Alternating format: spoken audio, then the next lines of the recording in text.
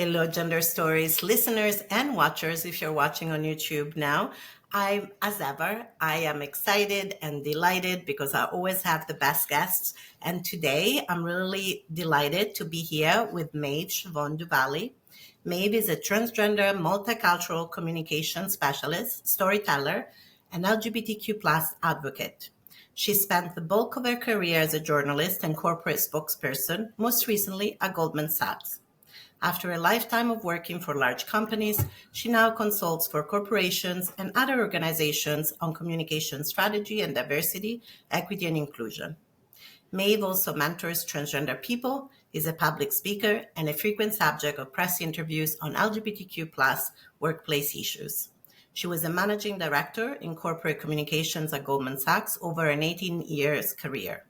Prior to joining Goldman, Maeve worked in media relations at Merrill Lynch.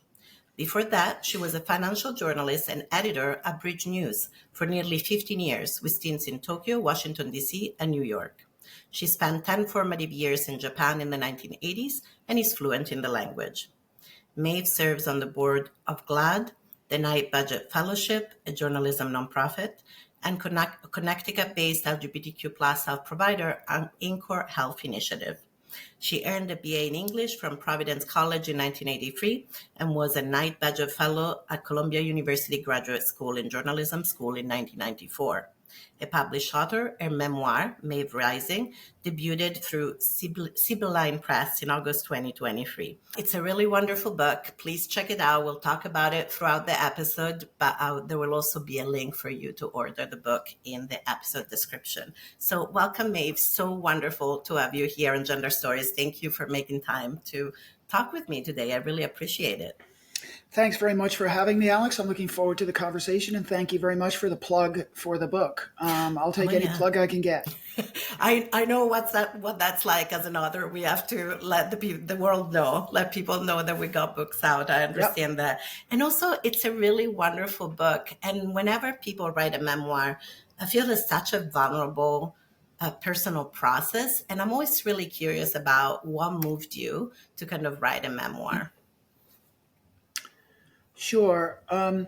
Well, part of my life was already exposed when I came out at Goldman Sachs because I worked in corporate communications. I had a lot of relationships with reporters. And when we told the reporters that I worked most closely with that I was going to be coming out, a reporter for the New York Times decided to write a story about me. So, my very what could have been a very kind of private coming out experience at Goldman Sachs actually became very public.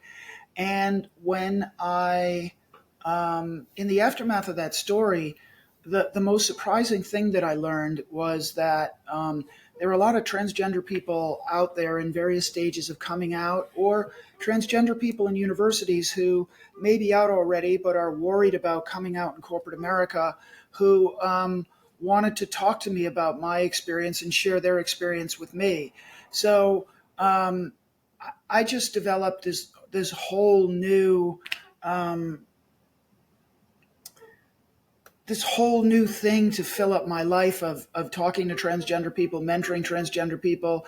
And I realized there's a thirst for people to tell their stories. So, I wanted to tell my story so that other people in the LGBTQ plus community could identify with them and to take something from it. But also, there's a lot of people out there who have never had any contact with transgender people. And, unfortunately, human beings, when they don't know something about somebody who's different from them, maybe they're a little bit skeptical. They say they don't really like that. But when they have exposure to things, when they learn stories, when then they themselves can learn and identify with things, then, that tends to help people become more comfortable with people that are different than them, in this case, transgender people. So it was both to educate and to help other people in the LGBTQ plus community. Yeah, that makes a lot of sense to me. I think we do really connect through storytelling as humans. It kind of helps us humanize each other and find those points of connections with one another. I want to come back to your memoir, but I want to stay for a moment with that process of a very private journey in some ways, right? That sure, there are kind of public aspects, right? For all of us trans folks, there is that moment of like telling people, presenting in a different way, right? Taking all those very vulnerable risks, which are often very private. But for some folks like yourself, that process becomes very visible early on. What was that like to have that kind of a little bit in the public eye? And I also want to talk about the corporate America piece, but let's talk about the visibility piece because it can be a double-edged sword, at least in my experience. It can be amazing kind of support and connection with community, like you said, and with people who are really encouraged and find really support for your story. But, there are also people who are maybe not as positive. And so I'm just kind of wondering what that was like to be thrown into kind of the public eye, so to speak, so early on in your process.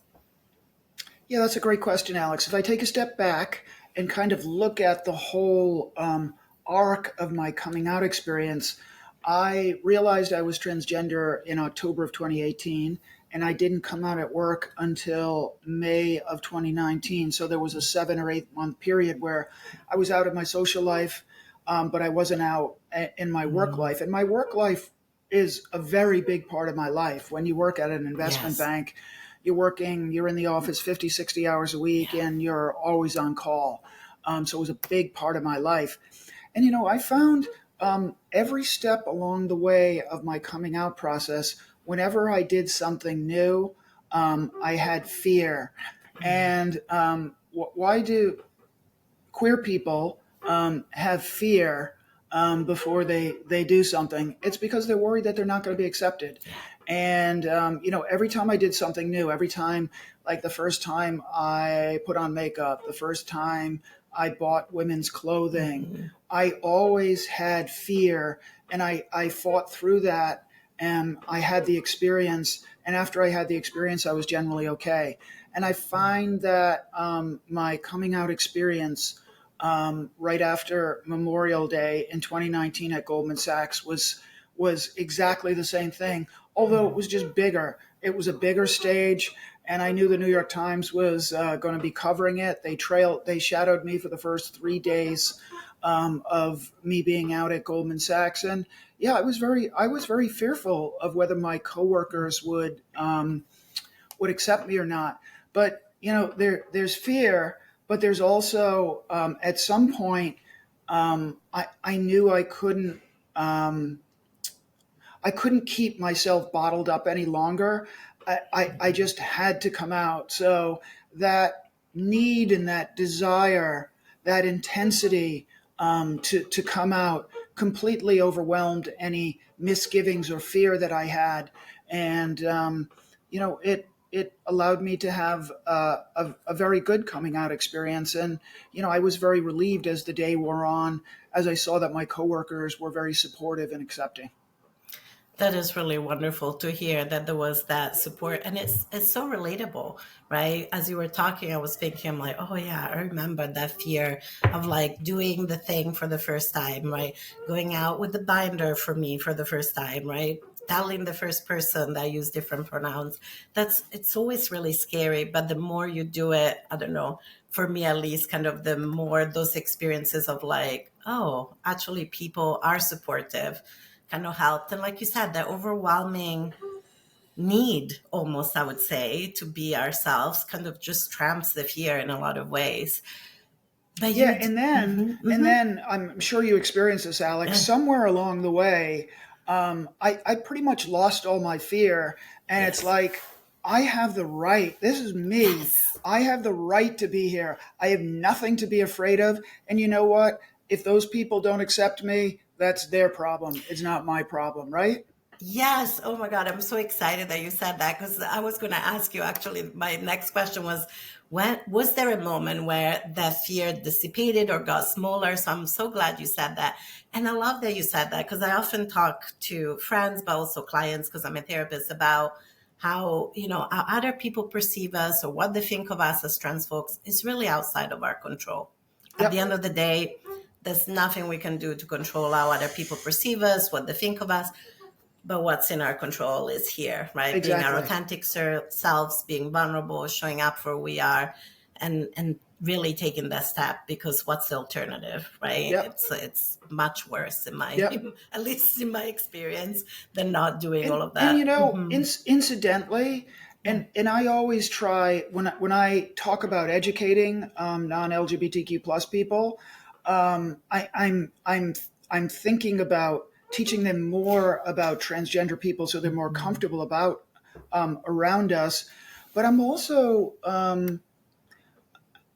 one of the things I'm also after is to educate that in some ways our experience isn't that different to the experience of any person in the world, because Yes. if you think about it, life is a transition. Everybody's going through transitions.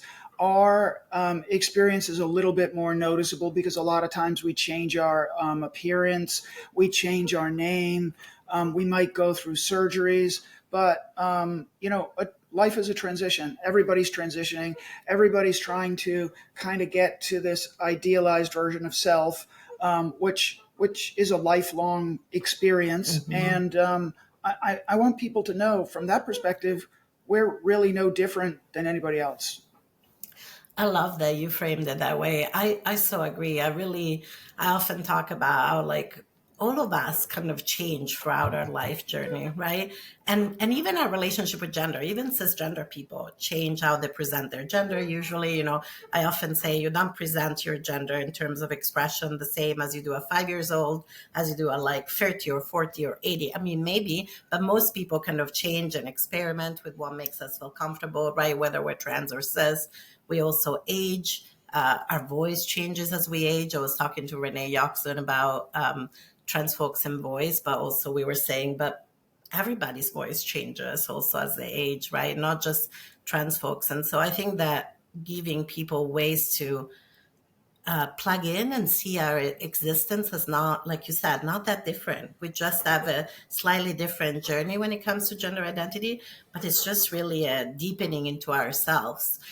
And you did all of that in corporate America, which is its own world. And I have to admit that I worked in state universities, nonprofits, but I never worked in corporate America. But I have friends who do, and my perception is that it can be a very kind of prescriptive in some ways world, right? There are certain expectations in terms of existing in corporate America, like how you present, dress codes, right? Even the volume of work, right? And the volume of the way you need to be available, especially in certain roles. And so what was that like to just come out in that corporate environment specifically where, and I might have a misperception because like I said, it's not a world I walked in personally, but I'm just really curious about what that experience was like for you in that world. Sure. Great question. And in the big corporate world, there is definitely rigidity, and you referred to the rigidity.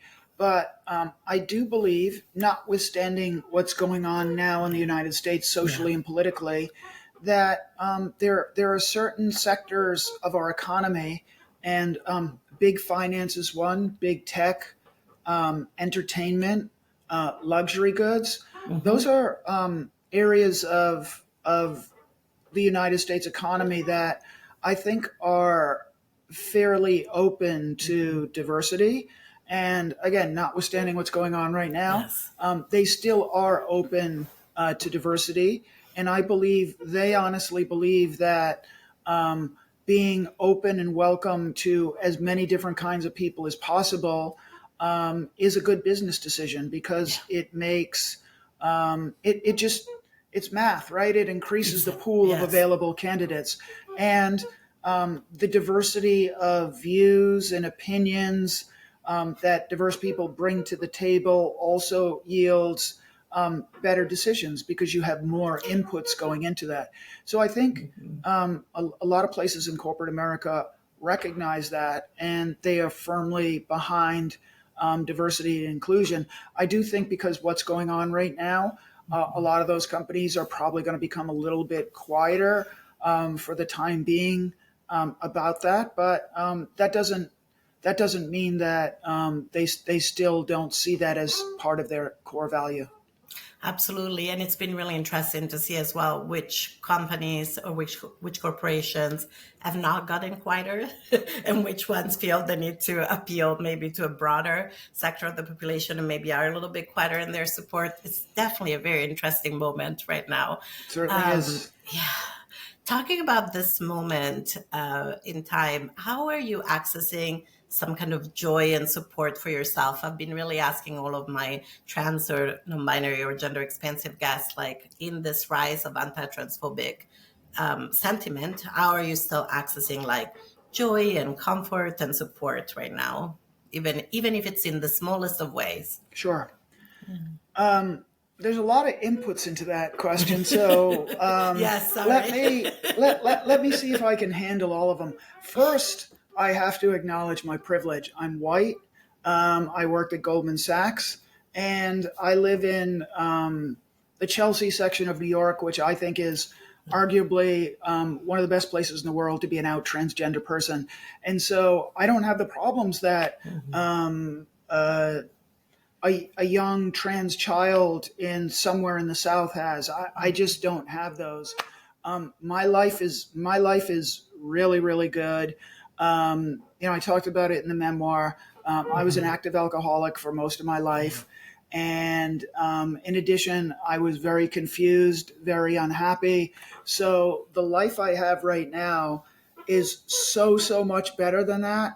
It doesn't take very much to make me happy. And I know a lot of transgender people aren't as fortunate as I am, but that just, all of our experiences are different. But every day for me, I experience queer joy. I'm just happy to be alive, and since I found writing, that allows me an outlet to express some of that. And as someone who was an active alcoholic and wasn't very happy, I was very much in my head. I had all this stuff going on in my head, and writing provides me an outlet to kind of take all the stuff that was in my head that maybe at the time wasn't really constructive to me being a happy, productive person, but to use it in a positive way. And I want to thank you for sharing that. I want to go back to the writing, but I think you made such an important point, which is when we come into ourselves, we, as trans folks, we usually do feel better generally in our life, right? I love that you talked about accessing queer joy, for example. And so let's talk about kind of what happens sometimes before we come out, which is often people do struggle with alcoholism, substance use, suicidality. We know all of those three, depression, anxiety, all of those are higher in kind of trans communities, which makes sense given what's going on in the world.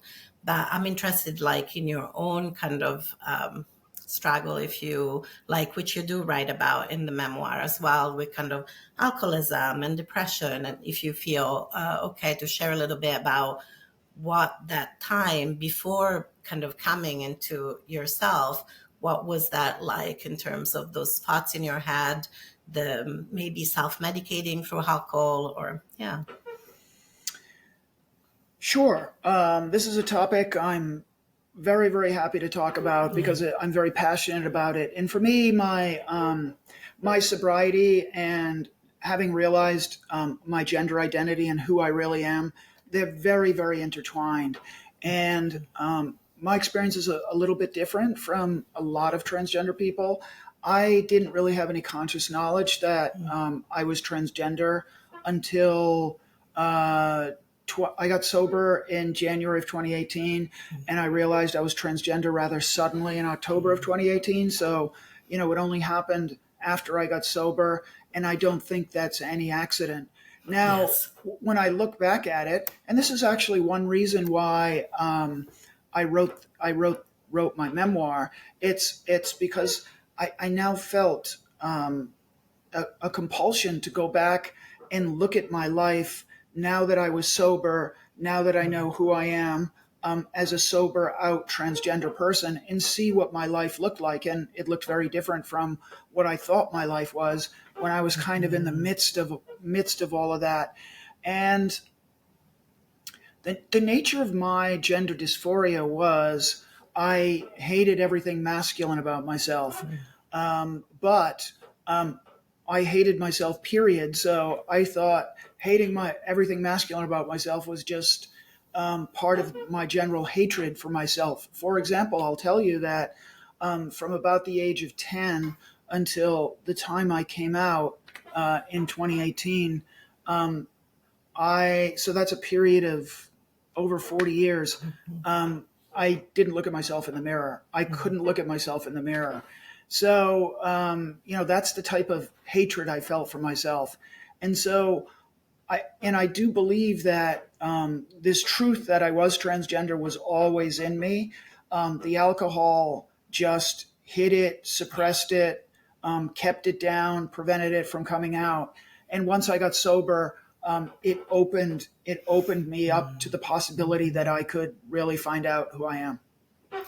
That makes so much sense to me. And I also relate to that sense of like just hating yourself. I know I did a lot of work on just accepting myself. I thought it was like internalized misogyny, and I just had to accept that, that I was a woman in air quotes, and that's how I was born, and it was just internalized misogyny.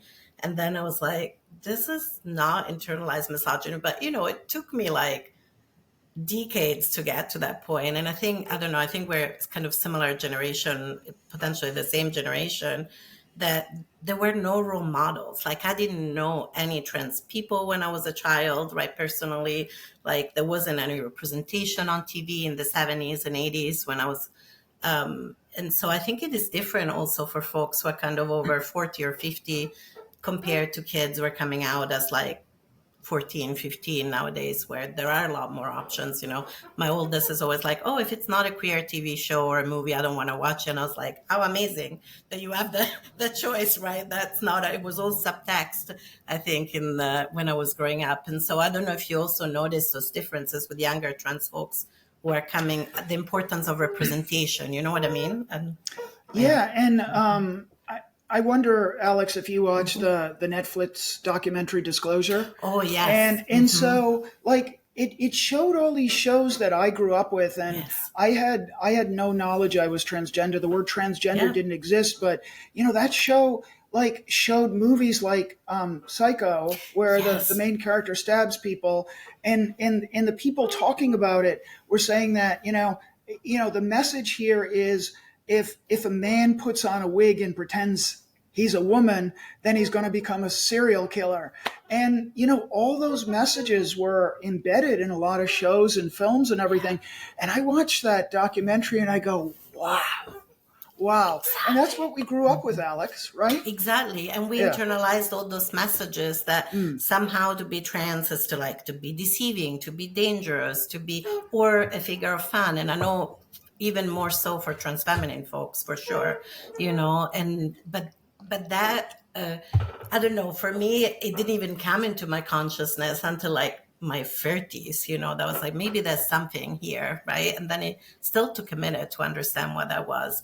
And I love how you talked about once you stop in a way suppressing those feelings with alcohol, that you're like, oh, there I am, right? And Yep. there is this moment of recognition.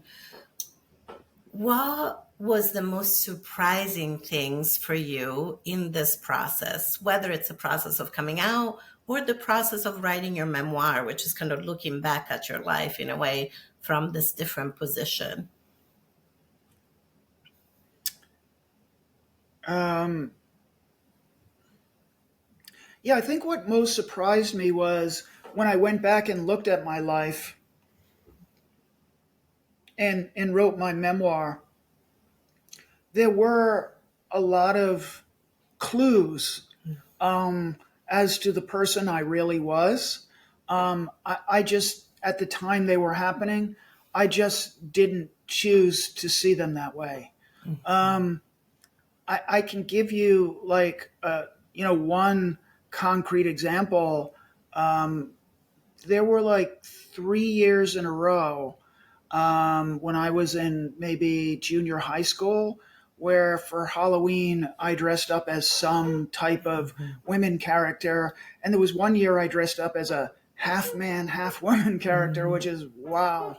And when I look back at that, I go, So, I do, I kind of, when I started the process, when I was talking to my therapist about this, and Alex, you said you're a therapist? Yeah. So I'll give a plug for your industry. So Thank you. anybody who is transgender and just trying to come to grips with it, I think the first step always needs to be therapy. It's very complex. You have very complex feelings, and it's really, really helpful to talk to a professional who has experience with that to help you. I needed it, and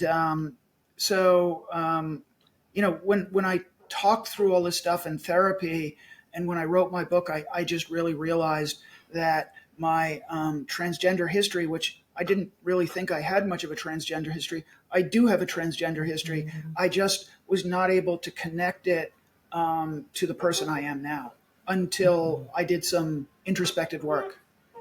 I love that because sometimes I went through a similar thing. Looking back, I was like, oh, I see things very differently, right? It's like connect the dots almost.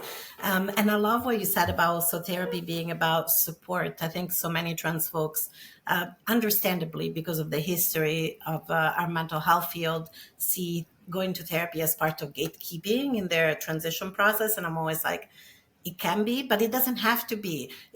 I think that everybody needs therapy through any life transition, including gender, and so I Yeah, love hearing that it was supportive. Mhm. and when I talked about excuse me, when I talked about transition being a lifelong experience, Yes. a transition is self-discovery and self-actualization, and every human being goes through that. So to the extent you can have a professional help you with that self-discovery, and that leads to self-actualization, you becoming the person you were always meant to be, that's common to every single human being, and it's really the most important thing that we do in our lives. Absolutely. It's kind of finding ourselves, finding who we are, finding our values. I think it's so incredibly important. And I know you kind of went through this process of writing your memoir and that kind of came out last year, but are you still writing? And if so, what are you writing? Because you obviously have a passion for writing, and you talked about that process being something that it's really helpful for you. So I'm curious about whether you have other writing projects in the works right now. I always wanted to write all my life, and for a while I was a journalist. I got to do writing. It's very different from Yeah. kind of a memoir or writing fiction, but I just couldn't do it while I was still drinking and didn't really know who I was. And I just kind of poured out once I came out, and I got the memoir out. But, in retrospect, I needed to do the memoir, but the memoir was a stepping stone to fiction. I'd really like to write fiction. And I just finished my first novel. I've handed it to my agent, and he's going to try and sell it. It's a literary coming of age story with a trans main character. It's set in Japan and Cape Cod, Massachusetts, both places that I love. And there's a lot of Catholicism in there. So I guess on one level, it's still dealing with some of the issues that I dealt with in my memoir. I guess I haven't got all that stuff fully out of my system, but I'm very excited. It's a different creative process writing fiction than a memoir, but it was very, very fulfilling and satisfying, and I hope I can get it published and get it in front of a lot of people. Yeah, I can't wait to see this book out in the world. And I was like, oh, I'm already into it. Like, already kind of across two countries, dealing with Catholicism. Were you brought up Catholic as well, by any chance? I was, but Yes, yes, I was, and I actually have I have a respect for organized religion. I consider myself a yeah. spiritual person, and to the extent organized religion is a pathway to spirituality, I have a great deal of respect. But for me, as someone who had a lot of self hatred when I was growing up, the Catholic Church of the late '60s and early '70s had a focus on hell and Yes. sin and that was a toxic combination with how I viewed myself. It really was a bad combination, and there's a lot of good in organized religion. There's a problem obviously with intolerance, and I have a big issue with that. Many religions around the world don't accept LGBTQ plus people, and that's a rotten shame. And I hope that changes. Yeah, and I love what you said also about like it's how we interpret it, right? Like same when I was brought up in the 70s, there was a lot of emphasis on hell and punishment and sin. And I remember getting in a lot of trouble when I said I don't think that hell exists. I think it's just humans not feeling connection with God. And the nuns going, hell absolutely exists. That's blasphemous. But I think that we just see those, we take those beautiful spiritual concepts and then we put those human filters through it. And that's when you get a lot of hatred, a lot of bigotry, a lot of smallness, where spirit could be so expansive, Yeah, and so much more encompassing, when we look at it in a different way. Oh, that could be a whole other rabbit hole of a it conversation. certainly can. It certainly can. But you talked about your love for writing fiction, and this is a literary fiction work. Is that kind of the genre that you're most interested in or excited to write about? Or do you have a favorite genre when it comes to fiction and what you want to write in the future, maybe? Yeah, I've already started book number 3, and I think Great. literary fiction is probably going to be my primary vehicle. I have written a kind of a trans dystopian sci-fi short story that I hope to sell as well. And science fiction's a lot of fun because you get to create your own universe with its own laws, and Yes. that's a lot of fun. So I might jump around, but literary fiction novels, I think that's going to be my medium, and hopefully I can make some money off it, which is kind of hard to do. It's hard to make a living of being a writer, but Absolutely. if I could do it, that's all I would do. I would just write. I hear that.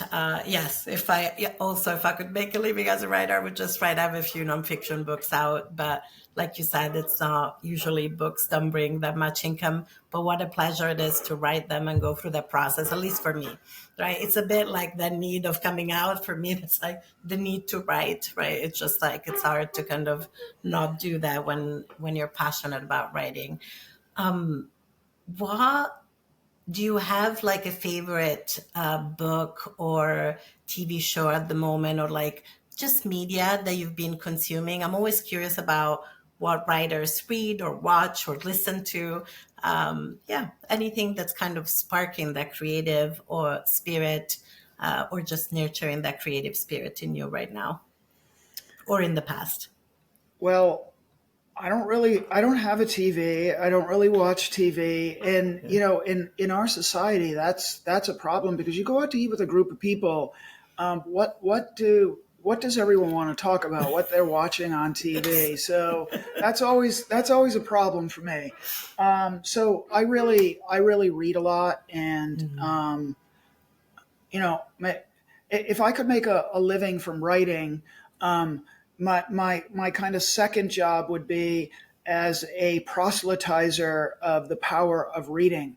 Mhm. And when you publish a book, you realize the economics of publishing are just very, very challenging. I read a statistic, I think it was in the New York Times, that 60% of Americans have not read a book for pleasure in the last year.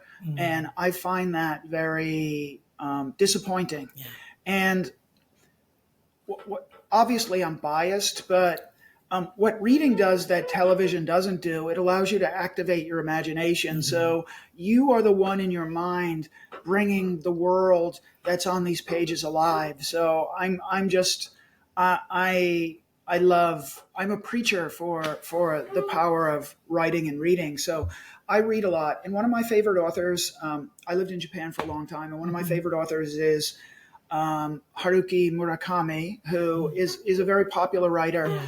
and I really like I really like some of Japanese modern fiction.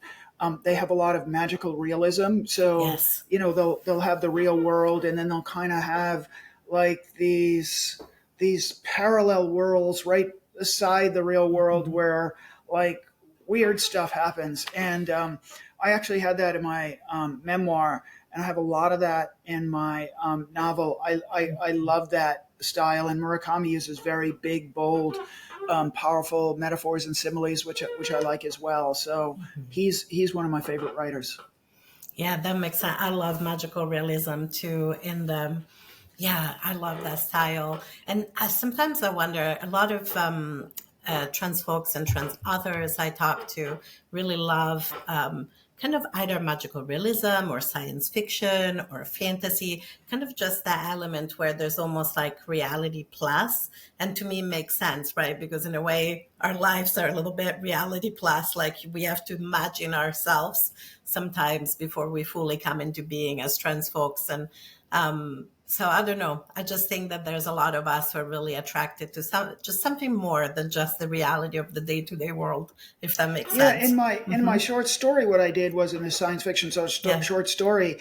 I could talk about it for ages, but really quickly, I talked about a medical advancement that allowed transgender people to procreate, and Yes. through evolution, transgender people become kind of the superior people in society, and they begin to control society, and they're enlightened for a while, but then they kind of revert back to basic human nature and oppress non-transgender people. So it's kind of allegorical and satirical, but I think it's that type of stuff is interesting. That change of perspective. Absolutely. I'm a big fan also of ambitopia, right? There's like this utopia, but is it a utopia or is utopia even a thing that's possible? And, that kind of space between utopia and dystopia is always fascinating to Yes, me it as is. well. It's very Yeah, interesting. it's just very rich, right? I think Yeah. that's where humanity is, between utopia and dystopia. That's where we live, isn't it? So messy. Yeah. Oh, I feel like I could talk with you for a long time. I'm just looking at my little list to see. I was like, oh, what were we going to talk about? I don't know. I kind of forgot all the questions and went with the beautiful conversation we're having. Well, we talked about the most surprising thing. Was there anything that, you know, as you're writing, as you're kind of embracing your life as you in the last few years, right? Anything about yourself that, apart from gender, of course, that you've also discovered that was maybe new or unexpected, or maybe that you couldn't fully embrace before, right? Like, so apart from the gender piece, sometimes I find that, I don't know, for example, as I've gone through my own gender journey, I've been really embracing my creativity more, which is something I was told I wasn't very good at growing up, right? Now I'm like, oh, actually, art is just something that you feel compelled to do as an artist. It's not about being good. And of course, you can improve, you can study, but right. So, were there any aspects of yourself besides gender that had also been maybe pushed aside in your life? Sure. That's an interesting question. And obviously, once you kind of are open to and embark on the adventure of self discovery and self actualization, just as soon as you feel like you get someplace, something else kind of comes up. And so, not surprisingly, while I was an active alcoholic and a very confused and unhappy person, I was very introverted for most of my life. I was very isolated, spent a lot of time alone. And so, once I got sober and came out, I realized I didn't have to be that way. However, I've come to believe that while my happiness can be manifested in maybe more and externally, I smile more, I laugh more. I never smiled and laughed for most of my life, but you know what? Just given the person who I am not ever going to be the life of the party type of person. And there was a part of me early on who said, I want to be that person, that exuberant person that everybody talks about. They're allowed. But you know what? I've come to realize that that's just not me. And I can evolve a little bit to be a more exuberant person. But I have there's some raw materials that are me that's not going to ever allow me to be that person. So what type of person within the parameters of who I am can I be? So I want to be a little bit more outgoing, but, I've kind of decided that, I want to be the kind of person who's thoughtful when I speak. People really listen to what I say. And I want to be the kind of person who projects calmness and serenity. And when people are around me, they feel more calm and serene and hopeful. So I guess my message is that I think, at least for me, that you it is possible to change who you are, but to and act differently and behave differently in accordance with who you want to be. But there are you're somewhat limited by your raw material, so it's a process figuring out how that manifests itself in your life, and that's something I really think about a lot.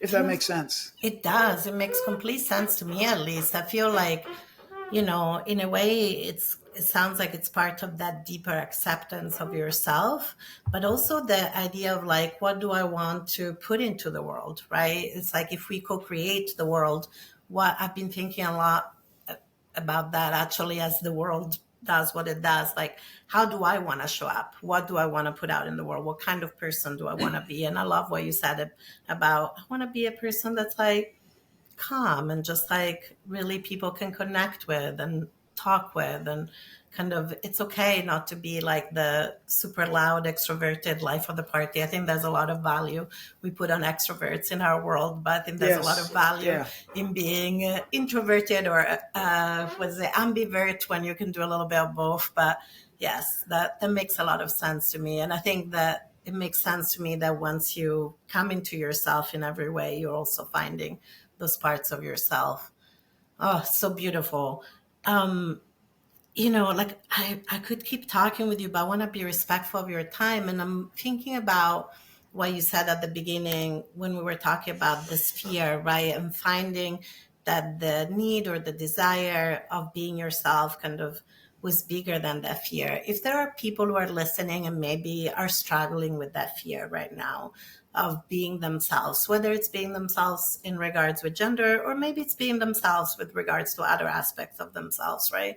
But if people are dealing with that fear that can feel so overwhelming, yeah, is there anything that you would want to say to them or share with them about that moment of finding a way through the fear, so to speak? I think the most important thing is not to suffer alone in silence. And there are a lot of people like me and a lot of people like you who I'm sure are very, very open to sharing our experience and sharing our insights on our experience, so that they may help inform other people. So it's extremely important to reach out and talk to people who have had similar experiences to you, so that a lot of times when human beings suffer in silence, they have the tendency to believe that what they're going through is totally unique to them, and they're the only ones experiencing it the way that they are, and they're probably not. There are millions of us out there, and there's a good chance that a lot of us have had similar experiences to somebody else. So the key is not to suffer in silence. I love that. I love that the key is not to suffer in silence and connect, right? What I really hear is also like that peer support, that connection. So beautiful.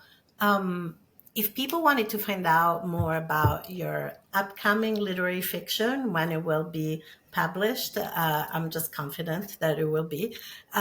Where could they follow you on social media, or do you have a website that people can go to find out whether, obviously your book, Maeve Rising, your memoir is already out, and I'm assuming people can order it from any independent bookstore or anywhere where they get books. But yes, if they wanted to find out about your upcoming writing, where could they go? Yeah, as a natural introvert, I'm not generally disposed to be very active on social media, but I was wondering about that. I have become more active. Given my experience in corporate America, I'm probably most active on LinkedIn. Mhm. I do a little bit on Facebook. I haven't really done that much lately. When you write a book, Yeah. you get very inwardly. I've been very inwardly focused. For the last few months as I finished this off. I do have a website, maeveduvally.com, I think it is. It's not really up to date. I'll bring it up to date, but I'm most active on Facebook and LinkedIn. Yeah.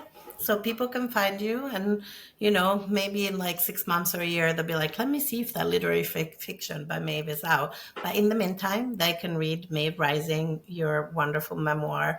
And listeners or viewers, if you're watching this on YouTube, I really recommend it.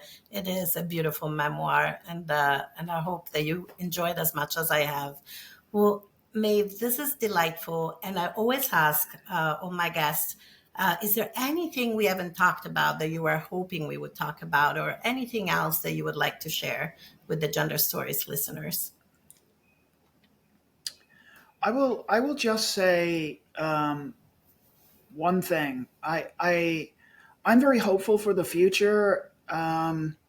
Sometimes when we look at the political environment, it's tempting for LGBTQ plus people. It's tempting to be a little bit pessimistic, but on the state level, all those negative LGBTQ plus bills, a lot of them didn't pass. So it's really not, despite the fact that politicians keep bringing it up, it's really not a winning political issue. And then the other thing that gives me hope is that the statistics show that amongst the younger generations, there's a much higher percentage of transgender, gender queer, gender non-conforming, and LGBTQ plus people than there are in my generation. And as long as that generation can be convinced to vote, I think the future is bright for our people. I couldn't agree more. I know that it's a scary time, one of many scary times that we've gone through historically. But I'm with you. I see the pushback. I mean, I'm fortunate to live in a trans refuge state in Minnesota, but I also really see the change, right? I think it was 30 or 40% of Gen Z identify outside of the gender binary. And I was It's like, yes, crazy. The it is. statistics, It's I almost wild. can't It's so believe them. wild. Exactly. Yeah, Yeah. It's yeah. it's just, how can you not have hope, right? When you see that. Well, the good thing is they just don't care. Like, gender's not an issue. Like, wow. Yeah, absolutely. Like regardless of political affiliation, I find the younger folks are like, oh, okay, those are your pronouns. Great. Like, and then they just like, roll Yeah, with I it. had this 10-year-old niece who I'm very close with, Mhm. and she completely treats me as a woman or anything. And Yeah. like, I asked her, like, what do you think about the fact I'm transgender? And she just goes, I don't know. She just didn't care. Yeah. And it made me almost embarrassed to have brought it up. Yeah, I think the younger folks look at this so very differently. I can't even imagine, like, in 50 years' time or 100 years' time, where we will be. And that's wonderful, right? Yeah, Because, it is. like, I love that the future is open. And I'm with you. I think that there is hope. Well, thank you so, so much for spending this time with me and with the Gender Stories listeners. And dear Gender Stories listeners, thank you so much for listening as usual. And please remember, I know that the fear can be great no matter what you're facing, but you don't have to suffer in silence. And there's always a way to connect with like other people and and hope. And I hope that you can find that support and hope wherever you are. And until next time.